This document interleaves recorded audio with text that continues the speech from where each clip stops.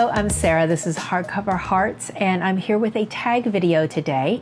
And this one is really apropos because I've been talking so much about book buying, and I'm waiting for my books to arrive from London and Paris because I have shipped them back, as opposed to having to carry them on the trains and the airport. So this one is all about book buying and your book buying philosophy. So I was tagged by Bookworm Adventure Girl. Thank you very much for the tag. And this was originally done by Kristin over at Enter the Book. So let's just jump right into it and I'll answer the questions. The first prompt is, do you plan your book purchases ahead or do you impulse buy? I'd love a good impulse buy, but it's generally well informed. I'm not someone who randomly just goes and just picks something off the shelf. I tend to have a very clear understanding of the books I'm looking for, or the types of books I'm looking for. I try to stay on top of what's being released, and then I also have a list of authors that I'm looking for in their works. Specifically because I read a lot of backlisted books, and I love used bookstores. I want to be prepared in case I come across an Elizabeth Van Arnhem or Elizabeth Bowen, like any of those older, last century type of women stylist writers. I want to be prepared to jump on a rare find. The second question is, how do you decide what books to buy? I tend to know what I'm looking for, and I have a sense of the types of books I like. So I'll pick it up. I care very much about heft. I care about covers. I care about the sentences, and so I'll read maybe a little bit of the first sentence.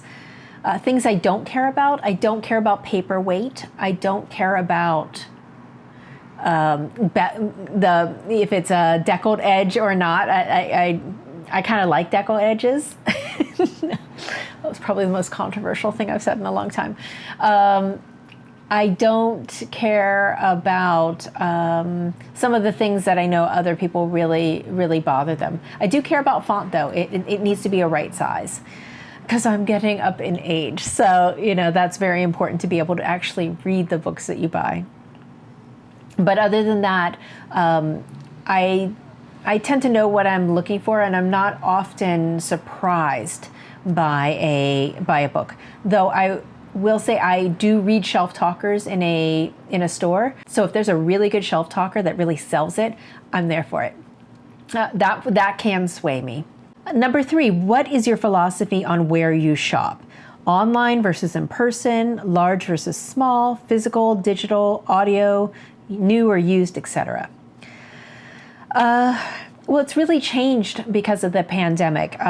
It used to be a regular routine of mine that I would almost weekly go to the used bookstores, and I would kind of recycle. So I would trade in the books that I no longer wanted to own, get credit, and get new books back out.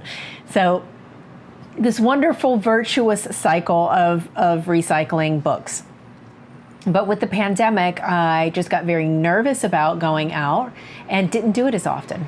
And as such, I really moved to online buying, but I really buy almost all of my online shopping is done from Blackwell's in the UK.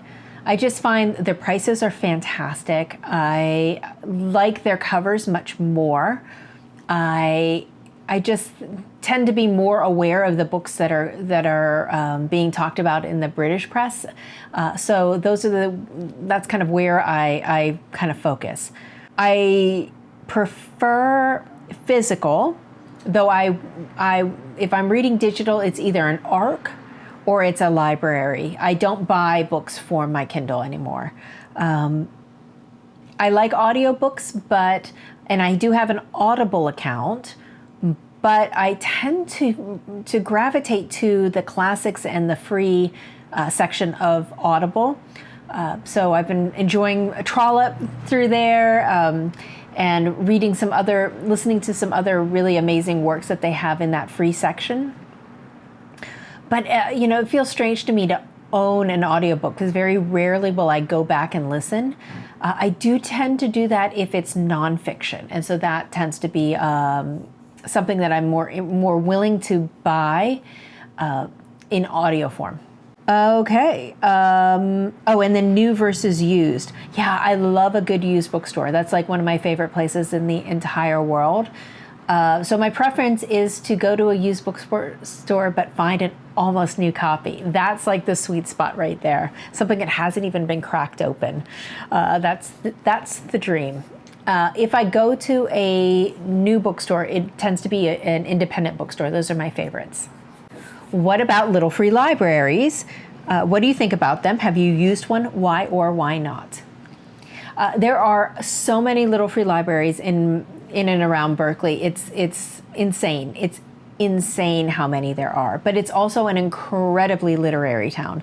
So there are a lot of readers here. There are a lot of books that are being circulated. So yeah, I enjoy them. I will put books in there. I definitely have taken books out. And in times where I needed a motivating force to go outside because I was scared because of COVID, I would do a little free library crawl in lieu of my bookstore crawl, and that kind of gave me the motivation to go out and to face the world a little bit and kind of push my boundaries a little bit, test my fears. 5, how do you feel after acquiring a book? Do you share, like in a book haul or a diary? How do I feel after a book haul?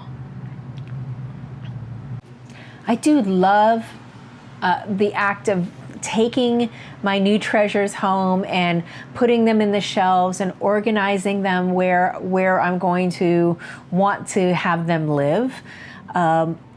I write down what I brought in. I tend to not do haul videos because I don't always like that commercialization of it, of always, that we're always acquiring. And I do know that there are a lot of people that stresses them out, that seeing somebody who's bringing in books over and over and over again, some people really judge that. And we'll get to that in a moment. So I tend to not do book haul videos. I will do things like my Shakespeare and Company Year of Reading subscription because it's so interesting, the types of things that they choose. And I think for people who are on the fence about whether they want to sign up for something like that, because it's not inexpensive, I think it does help for them to see the types of books that are in it to help them make a determination. But I tend not to do videos. Maybe I'll change after showing all of these books that I brought back from Europe. 6, how do you feel looking at your books that haven't been read? Does it matter if it's currently a lot or a little amount? So this may be controversial, but I look at my books almost like a wine collector looks at their cellar. You would never tell a wine collector that they need to drink all of their wine before they can get another bottle. That's not the purpose. The purpose is to pair their meal with something that they've had on their shelves and something that they're interested in. And for myself, being a mood reader, the same is true. I want access to different types of mood reading at any given moment. And given the fact that I read over 200 books every year, I think I'm doing a great job, quite frankly.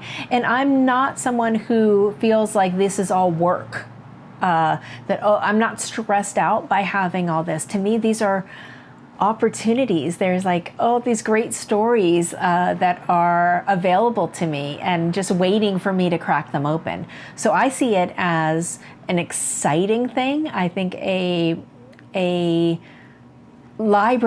personal library filled with things that you love and things that you may love in the future once you get to them delights me to no end. So I would say the right amount is however many I can fit in my apartment and not feel overwhelmed and cluttered. So it's more about the physical space of keeping them here. So that's my answer. Number 8. Do you have a TBR game or process for reading them? Nope. Nope. It's mood. So I will just scan my shelves and look and see what I haven't read yet, what's calling to me. And a lot of times I love the serendipity of moving from one book and grabbing into another and seeing some kind of connecting thread. So I don't like to pre-plan. I love to be spontaneous with my reading.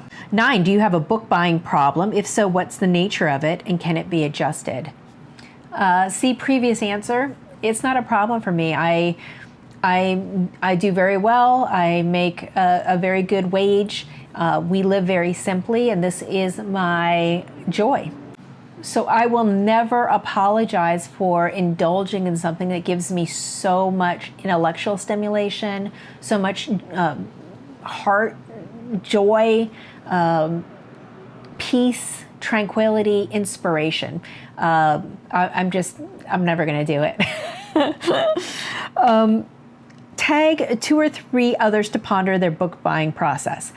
I'm not going to tag, but should you want to do this, I would love to hear your answers. But let me know that you saw it here. So tag me in it so that I know that you saw it here and were interested in participating. And then number 11 was really sweet. It says, "No, you are awesome just as you are. Being a book lover is amazing." And I am here for that. Here, I agree wholeheartedly. So that's it. Thank you so much for watching, and I'll look forward to talking to you soon. Bye.